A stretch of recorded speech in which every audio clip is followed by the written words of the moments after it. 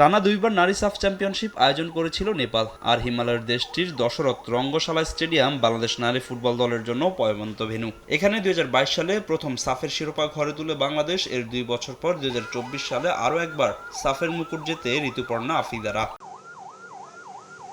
2026 নারী সাফ আয়োজন নিয়ে তৈরি হয়েছিল সংকট, তবে ভারতীয় গণমাধ্যম টাইমস অফ ইন্ডিয়ার দাবি সেই সংকট কেটে গেছে। টানা 3 বারের আয়োজক নেপাল থেকে সরিয়ে নারী সাফের আয়োজক সত্ত্ব দেওয়া হয়েছে ভারতকে। 2016 সালে সবশেষ নারী সাফ আয়োজন করেছিল দেশটি। নেপালের কাঠমান্ডুর পরিবর্তে ভারতের গোয়ায় আয়োজিত হতে যাচ্ছে 2026 নারী সাফ চ্যাম্পিয়নশিপ। টাইমস অফ ইন্ডিয়ার দাবি, সাফ আয়োজনে সর্বভারতীয় ফুটবল অ্যাসোসিয়েশনের কাছে চিঠি পাঠিয়েছে সাফের সাধারণ সম্পাদক পুরুষোত্তম কট্টেল, যেখানে ভারতে আয়োজিত হতে যাওয়া সাফের সবার অংশগ্রহণ প্রত্যাশা করেন তিনি।